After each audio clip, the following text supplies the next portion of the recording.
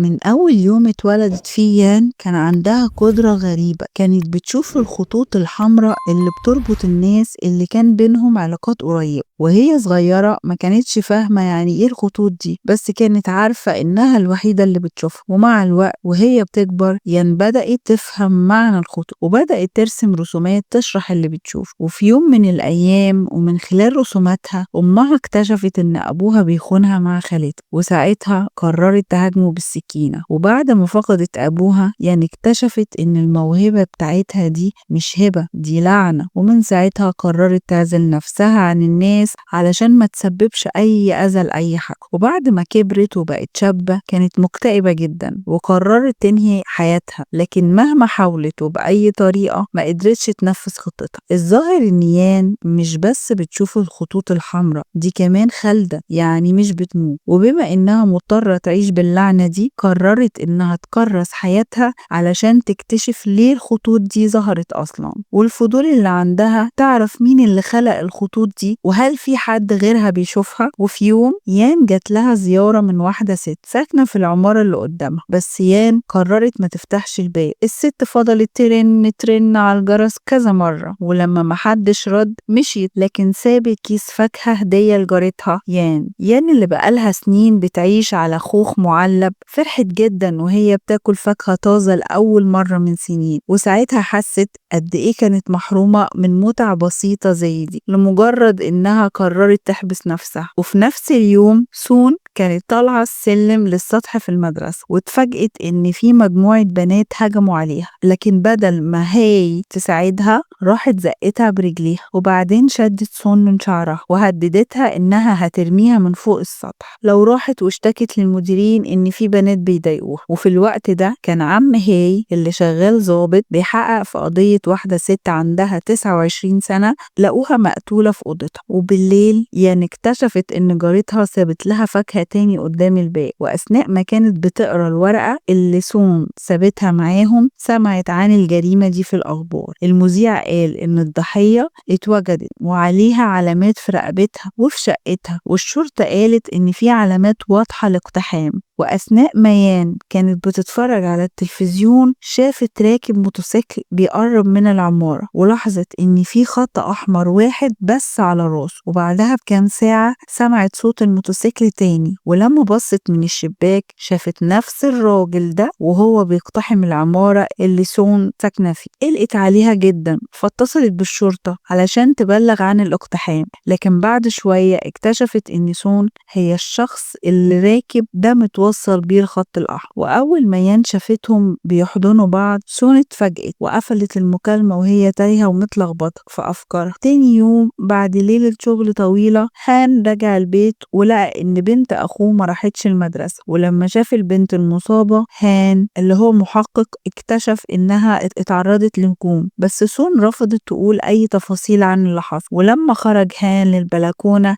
علشان ياخد شوية هوا لمح شباك يان واستغرب ليه الإزاز متغطي كرتون. ولما عرف إن اسم الشرطة جاله مكالمة الليلة اللي قبلها من واحدة ساكنة في الشقة دي قرر يروح ويضرب الجرس. ومن العين السحرية يان شافت مئات الخطوط فوق راس الراجل ده، لكنها قررت تفتح الباب علشان تشرح اللي حصل. وبعد ما شرحت له غلطتها يان قفلت الباب وهان مشي. وفي نفس الليلة وهو بيتعشى هان اكتشف إن الضحية اللي لقوها مقتولة في شقتها كان عندها حبيب سابق ساكن في نفس العمارة اللي يان ساكنة فيها، ومقتنع إن الراجل ده ممكن يكون ليه علاقة بالقضية. دونج قرر يقتحم شقته في نص الليل، وبمساعدة كشاف لقى أوضة تخزين مليانة حاجات مريبة. وساعتها دونج طلع موبايله واتصل بهان، بس اتفاجئ إن دونج بيهجم عليه وضربه بعصاية حديد. ولما دونج شاف الراجل بيقرب منه حاول يتهرب لكنه اتضرب على دماغه ووقع فاقد الوعي. وأول ما هان حس إنه صاحبه في خطر ضغط بنزين العربية وطلع جري على العمارة. وبعد ما دونج ربط الضابط لبس الخوذة بتاعته ومشي ناحية العمارة اللي قصادها. يان لما شافته جالها نفس الإحساس إن جارها في خطر، فمسكت سكينة مطبخ وطلعت تجري ورا الراجل اللي راكب الموتوسيكل. لكن أول ما خرجت من العمارة بدأت تحس بنوبة هلع ووقعت مغمى عليها. ولما يون فتحت الباب فرحت لما لما شافت حبيبها،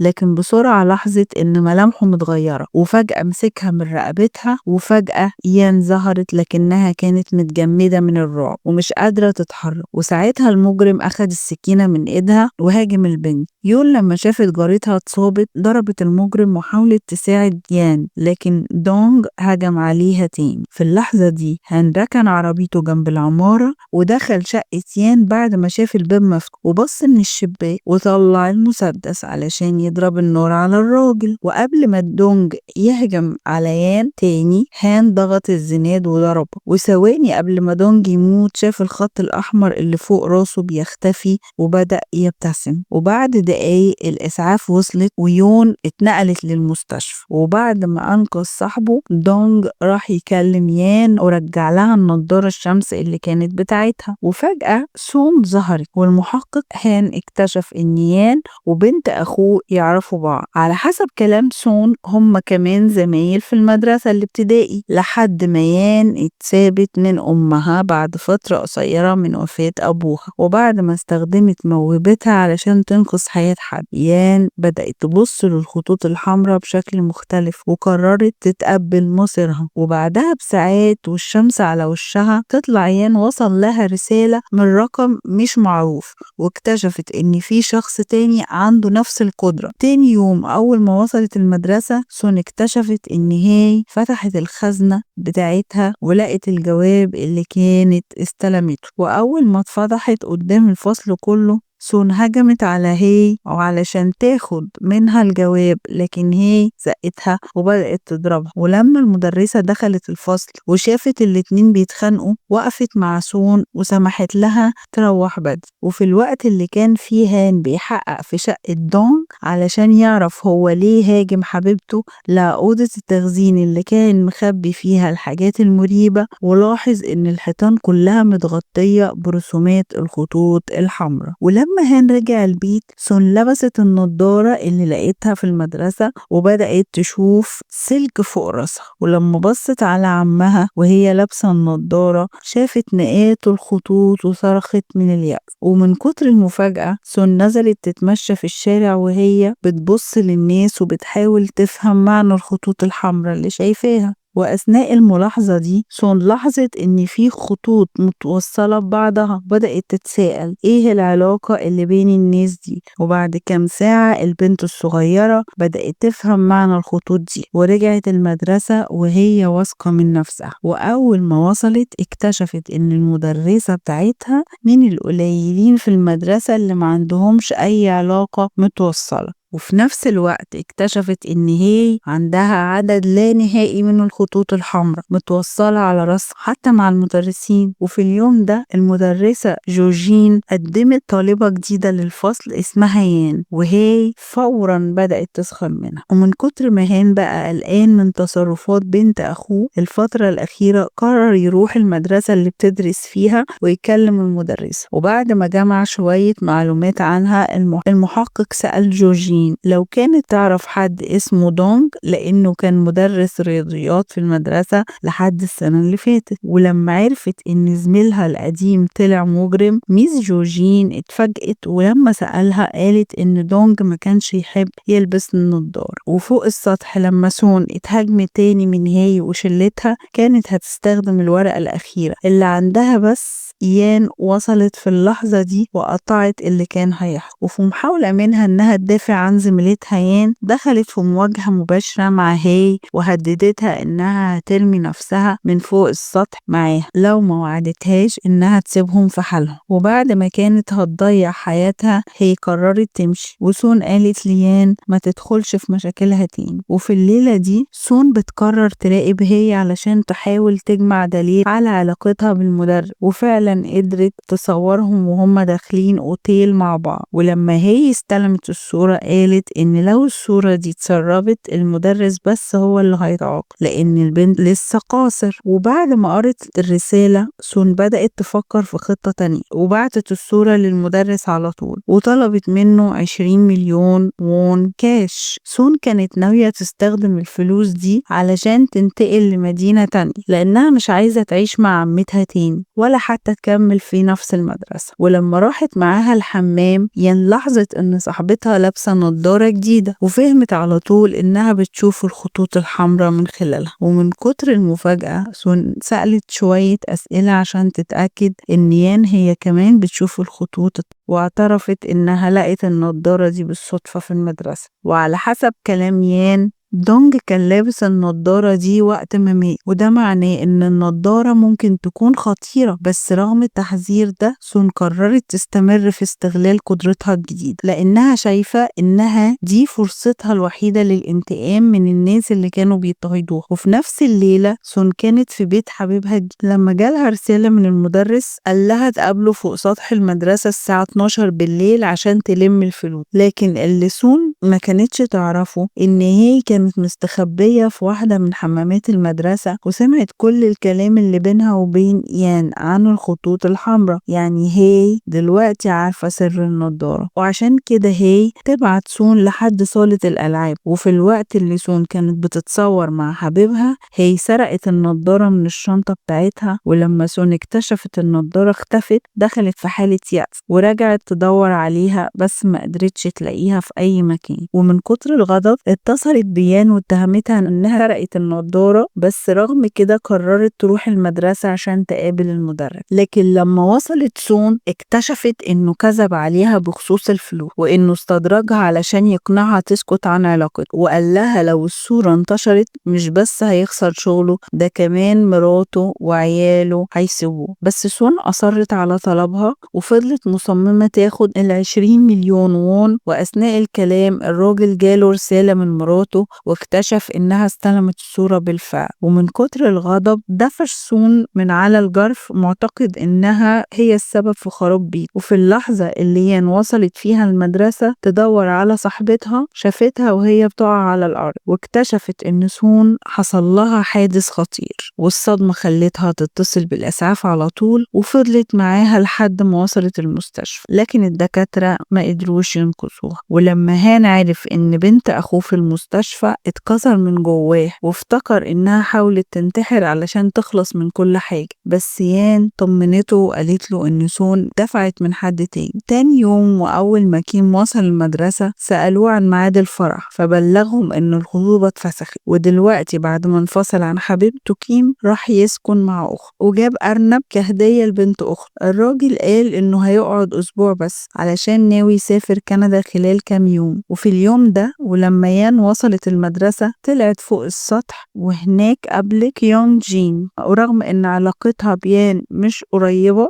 إلا إن البنت باين عليها مهتمة تعرف مين اللي زقها، لأنها مهووسة بأي نوع من أنواع التحقيقات. وأثناء الاستراحة الأستاذ كيم لقى نضارته على مكتبه، وبعد ما جرب يلبسها هو كمان بدأ يشوف الخطوط الحمراء. وفجأة هان دخل الأوضة وطلب يتكلم مع ميس جوين، وكانت المدرسة حاسة بالذنب معتقدة إن البنت هي اللي رمت نفسها، وقالت إنها ما خدتش بالها إن عندها مشاكل نفسية. بس المحقق قال لها إن بنت أخوه اتدفعت ومش هي اللي انتحر. بعدين سألها عن مكان هي علشان عرف إنها كانت بترصد سون، لكن المدرسة قالت إن هي ما جاتش المدرسة أصلا اليوم ده، وده خلى كل حاجة تبقى أكتر غموض وشك. وفي محاولة منه لجمع الأدلة هان قرر يحقق مع حبيب سون وجي. قال إن بعد ما الصور اتاخدت البنت خرجت تدور على النضارة بتاعتها وهي منهارة. ولما المحقق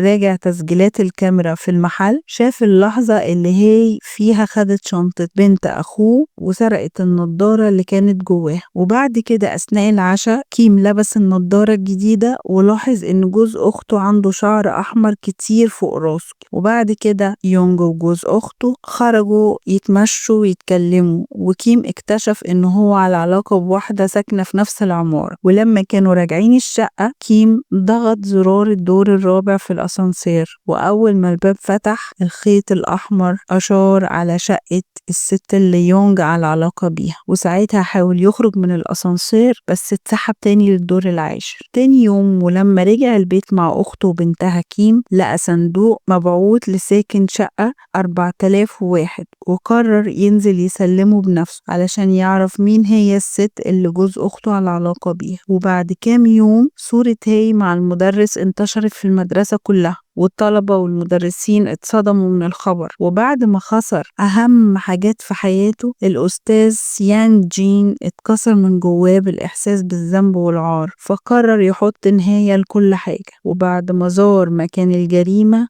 راح يدور على يان في المدرسة وسألها لو كانت تعرف ليه بنت أخوه رجعت المدرسة في الليلة اللي حصلت فيها الكارثة. في اللحظة دي يان طلبت من المحقق إنه يدور على نظارة سون، لأن ده ممكن يساعده يفهم ايه اللي حصل في الليلة دي. وفي نفس الوقت كيم كان بيراقب يونغ ولقاه في مطعم فخم قاعد مع جارته اللي هي من شقة 4001. وبما انه كان مصمم يفضحه، المدرس اتصل بجوز اخته وسأله هو فين، لكن يونغ كذب وقال انه مش في سول اصلا. ولما كيم اتأكد ان جوز اخته كذاب، وبعدها بكام ساعة راح للأوتيل اللي يونغ نازل فيه مع عاشق. ولما يونغ اكتشف انه اتفضح، حاول يبرر نفسه وطلب من كيم يستنى شوية قبل ما يقول ليونغ علشان يلحق يكلم معاه الأول. تاني يوم كيم لم هدومه علشان يمشي وودع أخته لأنه مش عارف هيشوفها تاني امتى. وأثناء ما كان بيجهز حاجته في الشغل، جاله رسالة واكتشف إن أخته خبطت في عربية جارهم. وبعد ما يونغ عرفت بالخيانة، ركبت عربيتها وفضلت تخبط في عربية تشين كذا مرة، واللي كانت مرعوبة جدا من اللي بيحصل. وفي وسط محاولات كيم إنه هو يهدي أخته، يونغ وصل للمكان وبدل ما يقف جنب مراته جري على عشيقته علشان يطمن عليها. ومن كتر الغضب كيم ضرب جوز أخته، ولكن أخته وقفته عن الضرب. وأول ما الاتنين مشيوا، يونغ قررت تقول الحقيقة لأخوها. الست اعترفت له إنها هي العشيقة الحقيقية علشان يونغ أصلا متجوز تشاي رين. ولما كيم عرف الحقيقة، قرر ينهي العلاقة اللي كانت بينه وبين يونغ، لكن الست فقدت أعصابها تماما. وفي وقت تاني هان لقى مذكرات بنت أخوه، واكتشف إن النضارة اللي كانت لابساها بتخليها تشوف حاجة محدش غيرها بيشوف. فقرر يحقق مع يان علشان يعرف الرسومات دي معناها ايه. لكن لما سمع شرحها عن معنى الخيوط الحمراء، قال إن القصة شكلها غريب جدا، لكنه في نفس الوقت ما كانش حاسس إنها بتجري. وفي الويك اند يان لقت شغل كموظفة استقبال في فندق ميان، وقضت الليل كله عند الريسبشن. في الوقت اللي كان فيه المحقق هان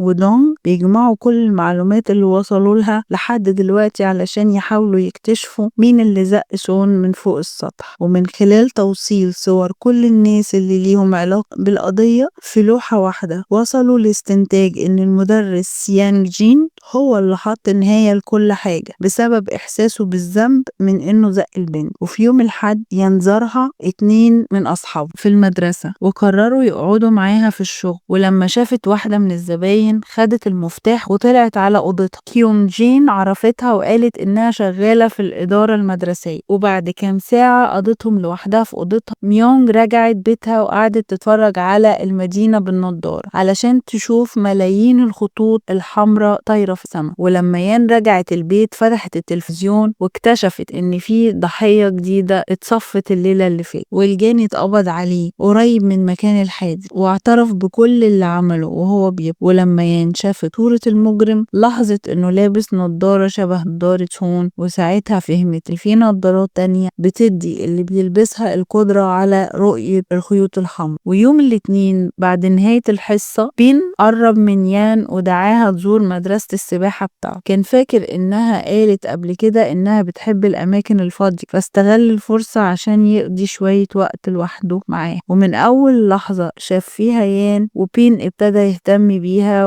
وبفضل كيونغ جين لقى فرصة يتقرب منها رغم انها مش فاهمة السبب. بان حست برغبة انها ترمي نفسها في المية، وبين نط بسرعة في البسين علشان يمنعها الغرق. وبعد كده هم قاعدين مستنيين لبسهم ينشف، اكلوا نودلز سريعة التحضير، ويان حكت له عن قدرتها ان تشوف الخطوط الحمراء اللي فوق راس الناس. البنت قالت له إن زيه زيها، وهو كيونج جين مفيش عندهم خطوط حمرا خالص، ورغم إنه مش فاهم الخطوط دي معناها إيه بنقال إنه مصدقها. في الويك إند اللي بعده مونج حجزت أوضة 206 في فندق مايس مرة تانية، وأثناء ما يان كانت بتنظف المرات سمعتها بتزعق لنفسها قدام المراية، وكانت بتحضر مشهد علشان تقوله لحد. من كام شهر في نفس الأوضة الست دي لقت النضارة اللي اديتها القدرة على رؤية الخطوط الحمراء، ومن وقتها بقى عندها هواية جديدة. أكتر حاجة بتحب تعملها مي هي إنها تراقب الزباين في أوضة 205 من فتحة في الحيطة، بس لما شافت مستر لي على الناحية التانية اتفاجئت جدا، ومن أول ما شافته مونج وقعت في حب مدرس الموسيقى ده، ولما عرفت إن الراجل ده بيقابل كالين انهارت تماما. وفي اللحظة دي نزلت على الاستقبال وقالت له إنها عايزة تمد إقامتها لحد تاني يوم. وبعدين لما كالين جت تاني علشان تقابل لي مونج ضربتها بطفاية حريق ولبست هدومها وراحت تقابل مدرس الموسيقى مكانها. ولما لي شاف زميلته في اوضته استغرب جدا وازدادت حيرته اكتر لما بدأت تقوله الجمل اللي كانت بتحفظها قدام المراية. ولما مونج قربت منه لي زقها وقام علشان يمشي لكن فقد وعيه قبل ما يوصل للباب. وبعد ما رجعته على السرير مونج اعترفت انها حطت